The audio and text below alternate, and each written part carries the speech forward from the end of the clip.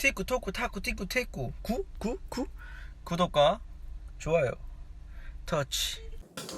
여러분 안녕하세요, 태구입니다. 오늘의 컨텐츠는 남녀노소 누구나 좋아하는 차에 대해서 이야기를 해볼 건데요. 참고로 저는 대학을 자동차과를 나오고 2년 정도 현장에서 일을 했습니다. 자동차 쪽으로 자격증도 3개 정도 보유하고 있고요. 하지만 현재는 자동차 쪽에서 일을 하지 않고 미용, 헤어를 준비 중입니다. 그래도 자동차 쪽으로 어느 정도 베이스가 있어서 중고차를 사실 때 이것만은 꼭 알고 사시기를 권장드리고 싶어서 중고차를 잘 사는 법과 무사고와 유사고를 판별할 수 있는 방법을 알려드리겠습니다.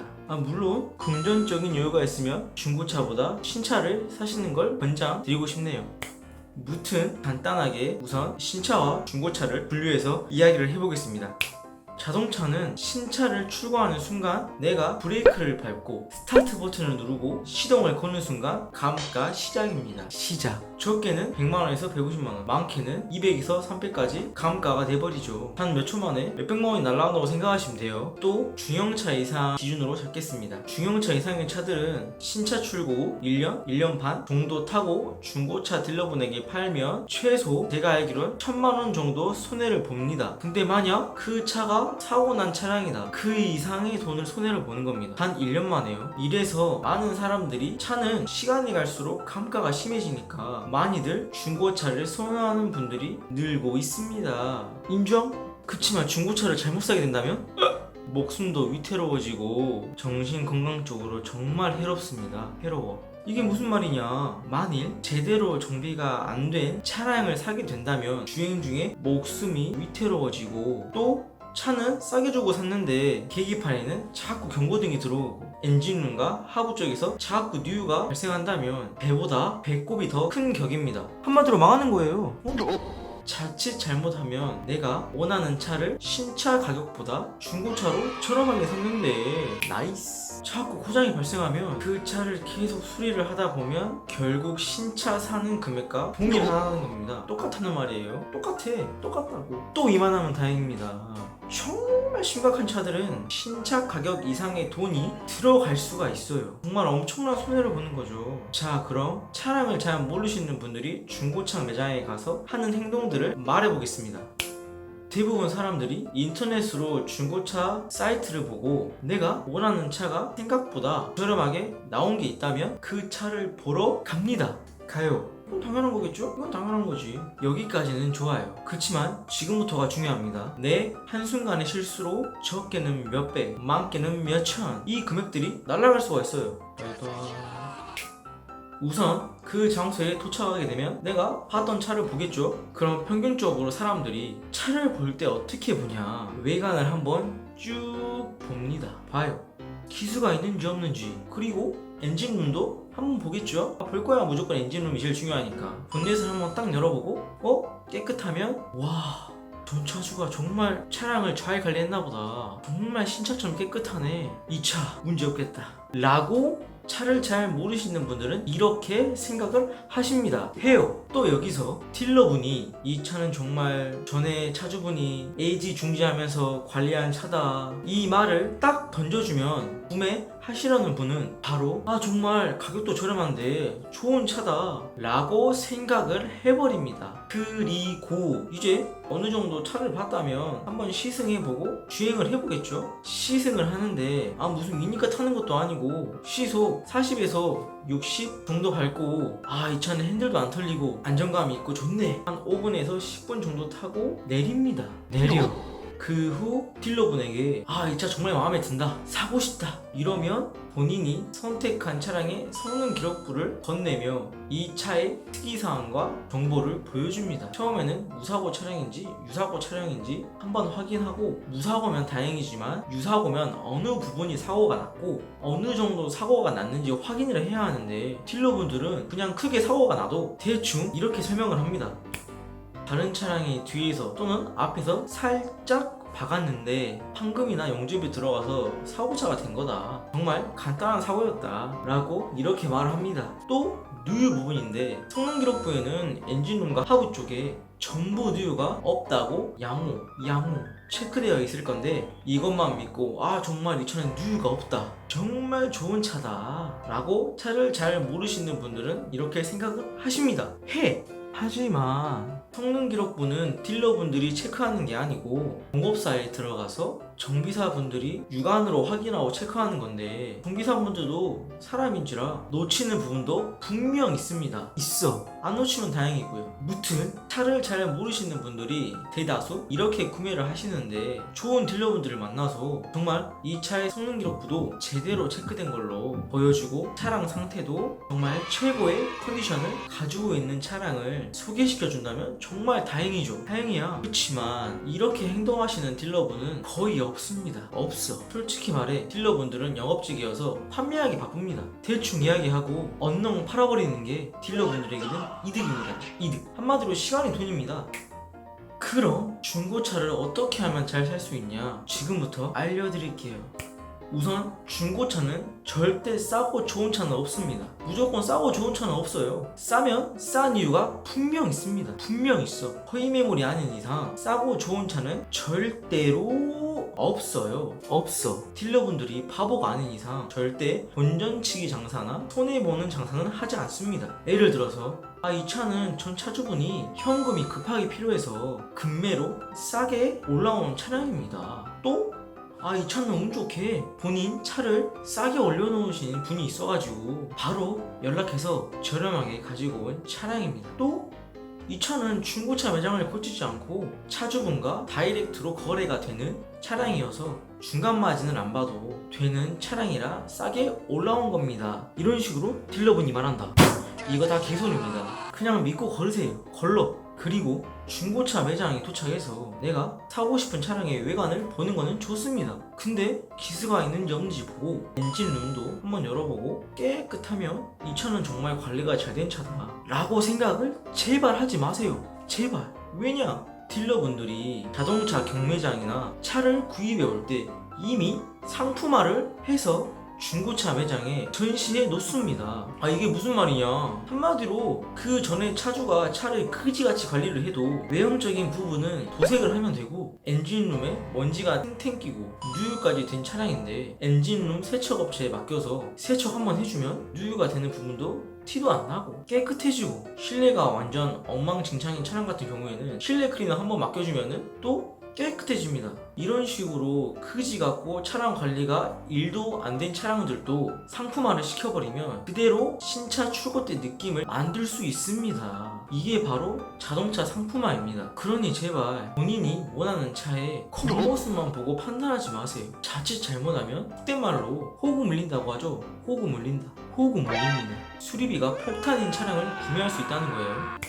그럼 어떻게 해야 하냐? 내가 본 차량을 30분 이상 공회전 상태로 둡니다. 공회전이 뭐냐? 시동을 30분 이상 걸어 놓으시란 말이에요. 왜 30분 이상 공회전을 시키냐? 성능 기록부에는 엔진과 하부에 누유가 없다고 양호라고 체크가 되어 있는 차량들이 많을 겁니다. 근데 혹여나 누유가 되는데 사실대로 기재를 안 하시는 분들이 있습니다. 그리고 아까도 말씀했다시피 그 성능 기록부는 차량이 공업사에 들어가 정비사분들이 육안으로 보고 체크를 합니다. 그럼 분명 놓치는 부분도 있을 거예요. 근데 또 누유가 되는지 알면서도 나쁜 딜러분들은 양호라고 체크해버리고 팔아버려요.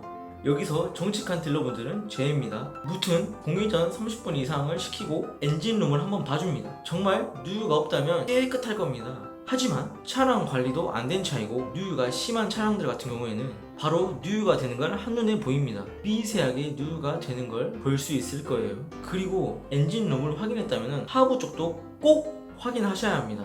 대부분 사람들이 하부를 보는 걸 귀찮아하거나 딜러분들이 잘 확인하고 알아서 체크했겠지 라고 생각을 하시고 리프트도 안 올려보고 차량을 구매하시는 경우도 있는데, 하부에 누유가 발생한다면 추후에 수리비가 어마무시하게 나올 겁니다. 이건 제가 장담해요. 국산차면 그나마 다행이야. 외제차면 답이 없죠. 답이 없어. 그러니 엔진룸을 확인했다면 하부도 무조건 확인을 해야 합니다. 확인 후에 누유가 안 된다면 정말 다행이지만, 누유가 되고 있는 차량이면 수리비만큼 그 차량 가격을 내려서 구매하시거나 안 사시거나 본인이 선택하시면 돼요. 두 번째로 사고 유무 확인인데요. 대부분 사람들은 무사고 차량을 선호하십니다. 그치만 이건 아셔야 합니다. 무사고 차량이 100대가 있으면 깨끗한 무사고 차량은 10대도 안 됩니다. 뭔 개소리야! 이게 무슨 말이냐? 예를 들어서 내 차가 범퍼가 주동각이 나고 박살이 났어. 10번, 100번을 범퍼 교체를 했어요. 어떤 사람은 이걸 사고차라고 하겠죠. 차량이 파손이 돼서 교환을 했으니 이건 사고차다 라고 하시는 분들도 있는데, 범퍼는 소모품이라서 10번이든 100번이든 1000번이든 갈아도 무사고입니다. 즉 차량이 사고가 나도 무사고의 기준은 수리가 가능하다는 기준이고, 이 수리가 가능한 부분은 성능 기록부를 보시면 그 차의 수리 방식이 적혀져 있을 겁니다. 여기서 프론트 휀더 2개, 본넷과 도어 4개, 트렁크 이렇게 8가지 볼트 체결 방식으로 분해 조립이 가능합니다. 이때 분해 조립이 가능한 곳이고 판금이나 교환이 있어도 사고가 아닌 무사고 차량입니다. 정말 어이가 없죠? 저도 그렇게 생각해요. 잠깐, 그렇다고 8곳 싹 다 교환을 해도 무사고냐? 이건 아닙니다. 아니야. 볼트 체결 방식이라고 해도 앞쪽 휀다 운전석과 조수석이 2개를 제외하고 3개를 초과하시면 유사고입니다. 유사고. 즉 성능상에서는 좌우 휀다 2곳을 포함하면 5개까지는 무사고라는 이야기입니다. 쉽게 말해서 예를 들어서 양쪽 휀다 2개, 도어 2개, 트렁크 하나, 총 5개가 수리가 됐죠? 이건 무사고입니다. 또 휀다 하나에서 2개, 도어 3개, 이것도 무사고입니다. 또 마지막으로 휀다 2개, 도어 하나, 트렁크 하나, 본넷 하나, 이것도 무사고 차량입니다. 사고가 나서 이렇게 수리가 들어갔는데도 무사고 차량이라는 말입니다. 아, 그럼 사고차는 뭐냐? 유사고 차의 경우는 앞에서 말한 8곳을 제외한 다른 곳에 사고가 났을 경우 볼트 체결 방식이 아닌 차량의 골격이 손상이 되면 유사고로 성능 기록부상에 기재가 됩니다. 사고가 크게 나면 교환을 해야 하는데 볼트 체결이 아니다 보니 그 부분을 잘라가지고 용접을 해야 하는 겁니다. 예를 들어서 자동차의 주요 골격이라고 한다면 사이드 멤버, 필하우스, 플로어 패널, 크로스 멤버, 대쉬 패널, 트렁크 플로어 등등 이런 식으로 무수히 많은데 이 중 한 군데라도 수리가 들어간다면 이 차는 무사고 차량입니다. 사고차라는 말이에요. 그럼 여기서 무사고 차량을 볼 때 내가 본 차가 정말 깨끗한 무사고 차인지 아닌지 어떻게 알 수가 있냐? 간단하게 설명드리자면 나사, 즉 볼트가 돌아간 흔적이 있는지 없는지 확인하시면 됩니다. 이게 무슨 말이냐? 정말 완전 수리 없는 깨끗한 무사고 차량 같은 경우에는 신차 출고 그대로의 볼트를 가지고 있습니다. 볼트에 페인트가 벗겨지지 않고 그 볼트는 세월이 가도 그대로 있습니다. 하지만 사고가 나면 그 부분을 수리해야 하기 때문에 볼트 페인트가 벗겨져 있을 겁니다. 그럼 그 부분은 수리했다고 보시면 돼요. 그리고 다음으로는 실리콘 작업입니다. 실리콘 작업 같은 경우에는 공장에서 찍어내면 공기가 유입이 되지 않습니다. 공기가 안 들어간다는 이야기예요. 그래서 손톱으로 눌러도 터지지 않고 자국도 남지 않습니다. 하지만 수리한 차량이라면 그 부분을 수리가 들어가게 되면 정비사분들이 실리콘 작업을 다시 해야 하기 때문에 공장에서 작업할 때랑 다르게 수리가 다시 들어가면 실리콘에 공기가 유입이 됩니다. 그래서 실리콘에 손톱으로 누르기만 해도 자국이 남거나 터집니다. 터져. 이 밖에도 수많은 방법들이 있지만 말로는 표현할 수 있는 게 한계가 있어서 이 정도만 알려드리고 2가지만 알아도 웬만한 무사고 차라고 성능 기록부에 기재가 되어 있어도 판별이 가능합니다. 그리고 3번째로 성능 기록부를 보고 대조해서 무사고인지 유사고인지 판단도 하고 누유를 확인을 하고 본인이 살 마음이 있으면 그 차를 시승해 보겠죠. 부릉부릉. 시승을 하는 건 좋습니다. 근데 시승도 5번 정도 타고 시속은 40, 60 정도 밟고 이 차는 핸들도 안 털리고 안정감이 있고 좋다. 그리고 방지턱도 안 넘어오고 그냥 중고차 매장을 맴돌고 그것만으로 승차감 좋네, 서스펜션도 튼튼하다, 굿, 좋은 차다, 이런 식으로 생각하는 사람들이 많습니다. 물론 정말 좋은 차도 있겠죠. 그치만 정말 제대로 보려면 그 정도는 안 됩니다. 그 정도는 안 돼. 시승은 적어도 10분 이상을 주행을 해봐야 하고, 적어도 사람도 없고 자동차도 없는 공터나 고속도로에 가서 시속 80에서 120을 밟아도 핸들이 털리지 않고 안정감 있게 유지해 주는지, 직진성은 좋은지, 브레이크는 잘 되는지, 그리고 중고차 매장을 맴돌면서 낮은 방지턱 말고 높은 방지턱을 넘을 때마다 하체에서 소리가 소리가 나지 않는지 이걸 꼭 확인하셔야 합니다. 이 정도만 지켜줘도 호구 물리지 않습니다. 호구 물리지 않아. 이게 기본이에요. 그러니 중고차를 구매하시러 갈 때는 적어도 무작정 가시는 것보다는 기본적인 베이스는 알고 가시는 걸 추천드리겠습니다. 그럼 마지막으로 사고차가 저렴하게 나와서 이 차를 사도 괜찮을까? 하는 분들이 종종 있습니다. 왜? 어차피 무사고 차량도 사고가 크게 나지 않고 간단하게 사고가 나서 수리가 들어간 차량도 무사고인데 사고차라고 해서 뭐 나쁠 게 있나? 이건 어떻게 사고가 나고 어디가 수리가 들어가냐에 따라서 틀리지만 어떻게 보면 유사고 차량이고 무사고 차량보다 저렴하고 더 좋은 차를 살 수도 있습니다.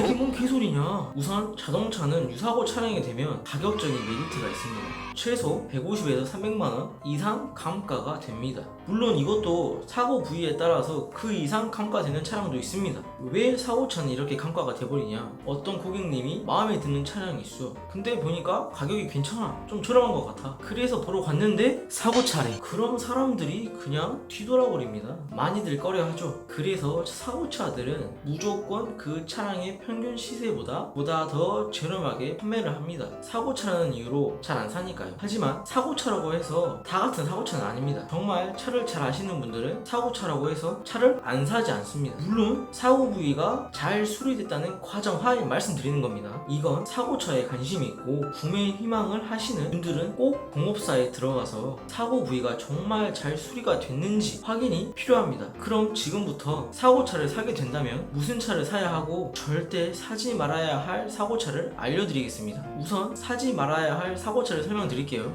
전방 충돌 차량은 거들떠 보지도 마세요.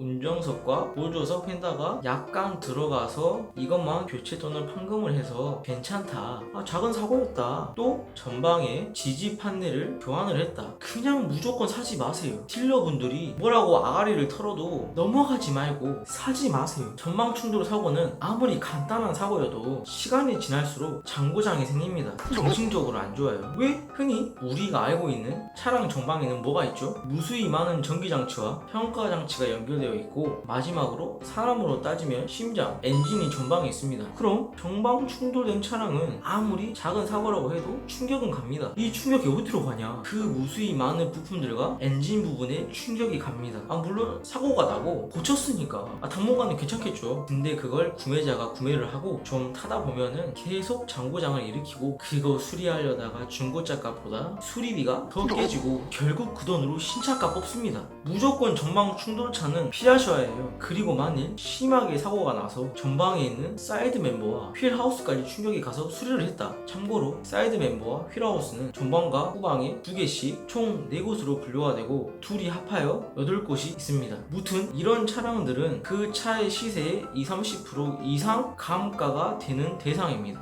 이 차는 절대 사셔도 안 되고 팔리지도 않아요. 평균 시세보다 엄청 싸게 올려놔도 안 사요. 안 사. 사서도 안 되고요. 왜? 전방에 있는 사이드 멤버 같은 경우에는 전방 모든 부품과 엔진을 끌어올리고 수리를 합니다. 한마디로 모든 부품과 엔진을 균형을 잡아주고 지지해주는 역할을 해주는 골격이에요. 근데 수리를 하게 되면 그 모든 걸 싹 다 빼고 수리가 들어갑니다. 즉 싹 다 갈아엎어야 합니다. 무슨 아이언맨 마냥 전방에 있는 모든 부속들을 다 빼내고 사이드 멤버를 수리한 뒤 다시 다 재조립하신다고 보시면 돼요. 답이 없는 차예요. 그냥 답이 없어. 딜러분들의 이 빨린 말에 속아 넘어가지 마세요. 제발. 그리고 사이드 멤버를 넘어서 그 뒤에 있는 휠하우스까지 충격이 가서 수리를 했다. 이 차량은 그냥 폐차입니다. 제 기준에서는 그냥 폐차예요. 고속도로에서 고속 주행을 하다가 운전자가 언제 죽어도 이상하지 않을 차예요. 그냥 시한폭탄을 타고 다닌다고 생각하시면 돼요. 그만큼 위험한 차량입니다. 왜? 휠하우스까지 수리가 된 차량이면은 전방에 그냥 사라진 차량입니다. 엄청난 대형 사고인 거죠. 그럼 또 여기서 휠하우스가 수리된 차량을 소개할 때 딜러분들은 이렇게 말씀을 할 겁니다. 요즘에는 기술이 좋아져서 수리를 잘 해놔서 괜찮습니다 사장님, 이러는 분들이 많은데 아무리 수리를 잘했다고 해도 신차 그대로의 강성도 없고 처음에는 수리 후에 휠 얼라이먼트가 맞다고 한들 시간이 지날수록 그게 뒤틀리게 됩니다. 그럼 고속주행 부분에서 핸들이 심하게 털리기 시작하고 잡기가 엄청 어렵습니다. 그냥 못 잡는다고 봐야죠. 이런 차들은 정말 그 차의 중고차 시세보다 엄청 싸게 팝니다. 근데도 안 팔려요. 제가 아까 처음에 말했듯 싸고 좋은 차는 없다는 말이 여기서 나오는 겁니다. 싸면 다 그 이유가 있고 싼데도 팔리지 않는 이유가 있는 겁니다. 즉 이런 차들을 잘못 사다가는 자동차와 함께 본인도 이 세상에서 사라질 수도 있습니다. 안녕. 다음 생에서 봐. 자, 그럼 이제 마지막으로 사고차를 사게 되더라도 무슨 사고차를 사야 할까?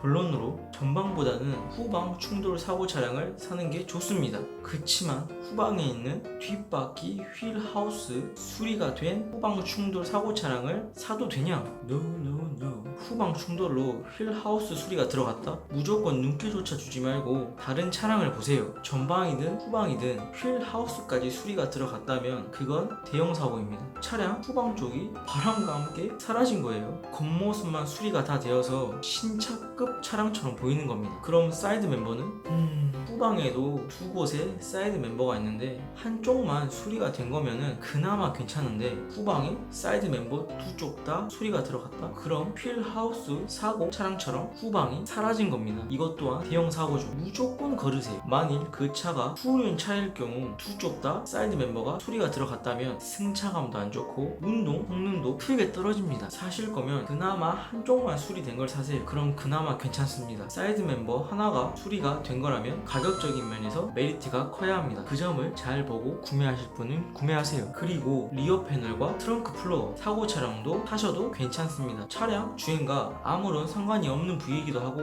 사고 차라는 이유만으로 비싼 차량일 경우에는 몇백만원 이상 감가가 되기 때문에 구매하셔도 좋습니다. 물론 제대로 수리가 된 차량을 말하는 거예요. 제대로 수리가 안 된 차량이면 세차할 때 또는 장마철 때 트렁크 쪽으로 물이 들어갑니다. Oh shit. 그러면 그게 곰팡이가 돼서 냄새가 엄청 나겠죠. 이 부분도 가격적인 메리트가 크게 있다면 구매를 권장드리고 싶습니다. 여기서 잠깐, 중고차를 사실 때는 모아둔 돈으로 현금 박치기로 사고 할부를 안 하시는 걸 추천드리겠습니다. 중고차를 할부로 사게 되면 캐피탈을 껴야 하는데 금리가 너무 셉니다. 물론 본인의 신용 등급에 따라서 틀리겠지만 평균적으로 최소 5%에서 10% 이상입니다. 차라리 이 정도 금리면 신차를 사지 중고차를 사는 건 정말 멍청한 짓이고 정말 손해입니다. 무조건 중고차를 살 때에는 현금 박치기를 하고 현금 영수증을 하는 걸 추천드려요. 이렇게 오늘 차에 대한 이야기와 대부분 사람들이 중고차를 쉽게 생각하고 사시는 분들이 많아 중고차를 잘 사는 법을 알아보았는데요. 여러분에게 도움이 되었다면 구독과 좋아요를 터치 한 번씩만 부탁드리겠습니다. 안녕.